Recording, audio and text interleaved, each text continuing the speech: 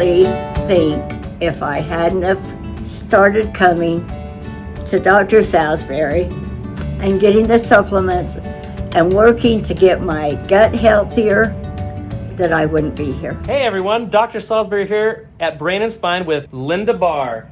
She has an amazing story to tell you about 50 years of suffering with all these different diagnoses and going to endless visits of endless medical doctors who just prescribed her medications. And you'll have to hear how this all culminated in an event where she nearly lost her entire health in her life until she had it. And all the drug reactions her body finally rejected after 50 years of this stuff. She suffered with all these conditions, and we're going to find out today how she overcame it and how she became healthier, and her immune system and her gut and her body was able to thrive for the first time in many, many decades. You don't want to miss this. And if you know anybody suffering, please reach out. This isn't something just to watch and then skip. Reach out to me to share what we did, how it works, and why other people that come in with similar conditions were able to help many times, right? Linda, take it away. Can you tell us about the different diagnoses you've had over the last 50 years? I had rheumatoid arthritis, it was lupus, it was my disease, personal, by my name. What do they call it? Tell me. Linda's disease. They call it Linda disease? Well, why would they say that? Because they didn't know what it was. Okay, so tell me about irritable bowel syndrome. Can you point to where the pain was? Oh, right down in this area. I mean, if you're a woman, you know what cramps are, and that's what I'd get. And then I would have diarrhea. I never knew when it was going to flare up and when it was going to be explosive. And you had that for decades, right? I had that for a long time. Let's say you wanted to go out or go do some fun activity or go on a trip, or did it slow you down a little bit? Oh, it slowed me down, for sure, yeah. Tell us about the Polymyalgenrheumatica. Why did you get that diagnosis? Well, because I finally, after 2 or 3 different rheumatologists, I went to one and he said that that's what it was. What did they give you?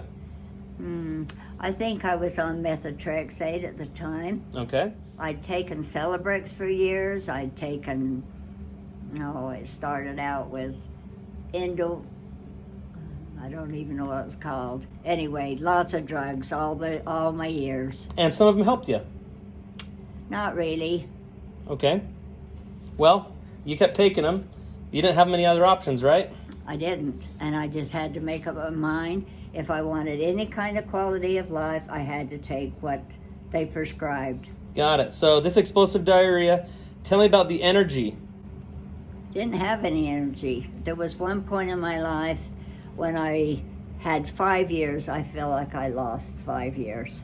Wow. Because I felt so rotten and just did the basics and... Just getting by. Yeah. You know, when you talk to Linda, you know she's vibrant, she's beautiful, she's so excited about everything. And I've been able to see this side of her, something that she kind of felt like she had to repress for so many years because her body wasn't able to express its full potential, right? The only problem was there was some things in the way, right? Some of this toxicity and some of this inflammation that was unresolved. And so her body, the intelligence was there 100% of the time, but it wasn't able to be manifested because of all these limitations. So what we did is we helped her restore that capacity by focusing on her health instead of the sickness, instead of looking at the diagnosis specifically and what we can do to manage or force the body to turn off a pathway or force it to decrease inflammation. We're able to support the body, the greatest doctor, so the body itself could fix these problems. Let's go back and talk about this. Tell me about your sleep. How many hours a night would you get? Oh, wow, I don't know. Not very many hours of sleep.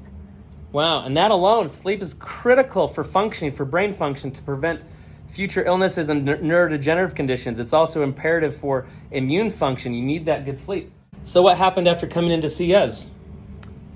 It was wonderful because I was finally able to control.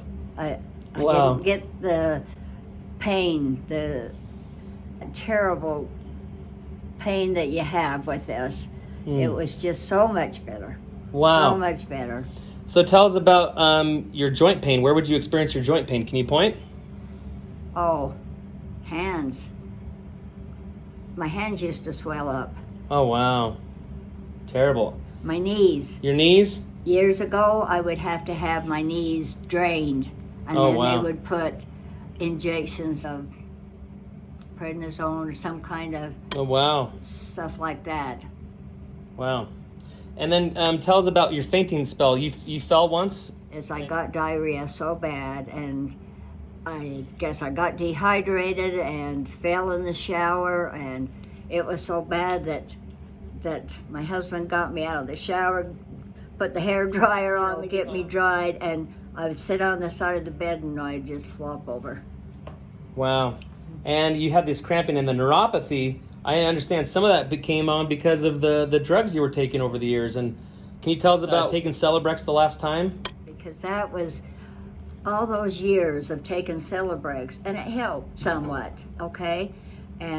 But the one time I was feeling a little bit better, and my husband said, okay, you gotta go to a real doctor, not somebody that that didn't just give me a pill and send me home. You're saying instead of going to a doctor just to prescribe you something, go to a different type of doctor. That's right. Gotcha. So, but I knew that that's what I had to do. But meanwhile, I went to my primary care physician, and I was still having some pain. I was doing some better, and he prescribed Celebrex. Well, what's the big deal? I said, I think Celebrex is can cause neuropathy. Oh, no. He gave me Celebrex, and within 5 hours, it started in my toes. My toes were numb up to my knees. It went through my arms and shoulders into my hands. Then my hands, after that, were like this. Oh, wow. Both hands were like this. And I went to, I was in the hospital for a few days and put me on morphine, or I wouldn't have been alive, I don't think. You don't think so? And then I went to a therapy hospital, got lots of therapy, and that helped. But at that time, I had to use special spoon and fork to feed myself. And I had to wear braces on my feet to be able to walk, even with a walker. Oh, that's terrible. And when I talked to the doctors about it, it was the doctor at the therapy hospital where I was, and he agreed. It was probably medically induced from the Celebrex. Yeah. And for years it worked, but I think I got so I couldn't take any of the medicines anymore. Yeah, so it may do its intended purpose for, in the short term, but is this really helping the person's health or correcting the cause of the problem? No, it's not. And yet that's the medical conveyor belt that we have. It's smart, it can save your life, but sometimes it's doing a lot of damage. And when you go to the doctors and they have no other options for you, it's really concerning, but there are other options. Thanks for sharing that. Now, can you tell me honestly, were you a little bit skeptical about anything we were talking about doing? When I came to you and you were offering some help, no, I was just glad to get some help. Oh, wow, thanks. Just feel like, yeah, maybe there is a chance for me to get feeling good. Wow. I honestly think if I hadn't have started coming to Dr. Salisbury and getting the supplements and working to get my gut healthier, that I wouldn't be here. Wow. I appreciate you opening up and sharing that. It's really an amazing thing, though. It's a miracle. It's beautiful to think about. It is. And I think it shows to you how much faith and strength you had yourself. So you're amazing. Well, thank you. Now, that was a year ago when we started seeing her, and then we got plugged up with COVID and the pandemic, and she wasn't allowed to come in, right? And we don't want someone that could be vulnerable coming in. But think about it. Her immune system, which is in the gut, this is the primary housing of the immune system. All the bacteria colonies called the microbiome exist here in the gut. We got that functioning so much better than it ever was before. Let's say she ran into, some sort of virus before she came in to see us. Would she have done as well? Probably not. Now, let's say after her immune system in her gut was functioning better, she had less sensitivities to her immune system, and her health and everything was up to a higher notch. Could she likely deal with more stressors coming on into her life if she encountered them? Probably, right? It just makes sense.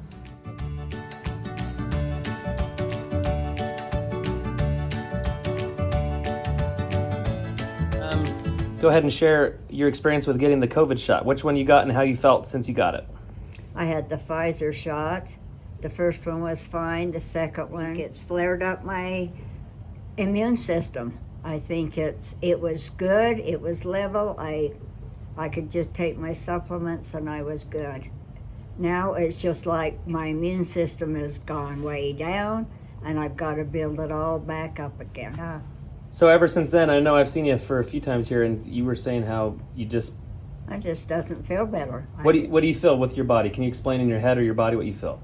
I just feel tired, and I don't feel like myself, and I can tell by touching my legs and feet that I'm kind of full of toxins again.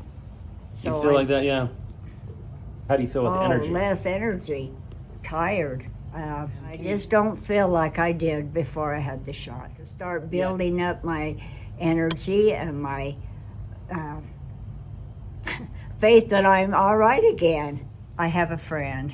She had the shot the same time I did. The Pfizer one? The Pfizer one. And she was sick for a week. She had chills and a fever. And it's gone this long, and now she's having the same symptoms. So that's been a couple months. It was from February, and now it's May 3rd. February to May 3rd, okay. And she said it feels just like what she felt after she had the shot. And still feels the same? Yeah. Does she feel like she has a fever still? She fevered night before last. Was she like that before? No.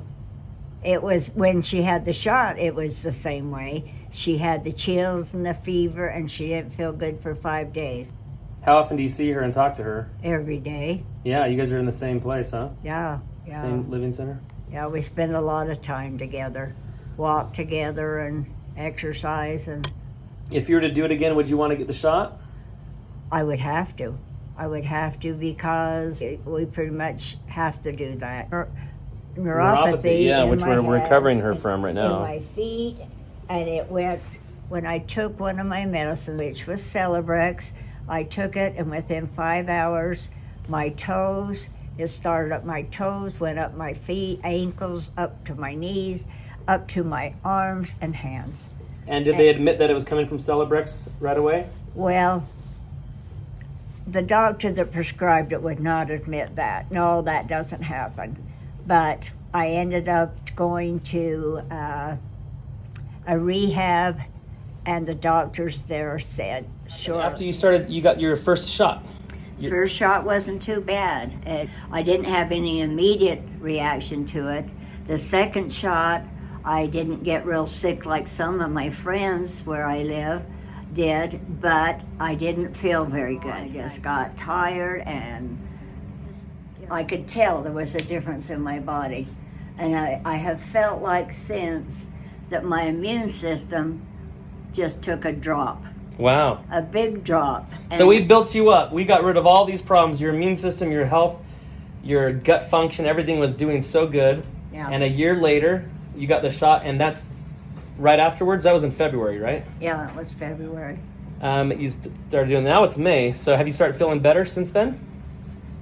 Little by little. Do you feel like you're yourself? No, I don't. I think it's going to be kind of a long road to get back up. Yeah. It took quite a while to get built up to the point where I was living a pretty normal life. Yeah, pretty good. Pretty happy, pretty good. Yeah. But that shot set you back a little bit. No more blowouts, none of this stuff. That was awesome. That was awesome. That was awesome. Well, we'll get you back. Yeah, it's going to take a while, but I have faith that it'll work. Well, now we're starting to back up again. We're able to do some novel things. We'll show over here what we've been able to do. We've been doing something to restore the function in her gut. One of the many things we do is we are using low-level laser therapy. This is a device by V-Light. Has infrared laser light that we're able to put into the gut, and it zaps inflammation that heals tissue. It rapidly accelerates the healing of tissue. So it helps the cells release ATP in the mitochondria that comes out flooding out of the cells, and that's used to heal tissue, strengthen the gut lining, and help the microbiome improve. And that's because it shows up in lots of studies. So this device, made by V-Light, you can see right here. We also have some other ones that are used for the brain. by V-Light. And we have a number of other instruments that we use in the clinic, like the FX635 by Erconia. And this has 3 different spinning diodes. We can use this on the neuropathy and other places, but what we do is we can use that on the gut to help dampen the inflammation and help the tissue heal instead of just doing drugs or supplements. When we come in peripherally like this and help the tissue lining heal, it functions better. Imagine that. So that's a really cool, novel thing we do. And there's some other interventions with these gut restoration protocols we get into with patients depending on the needs.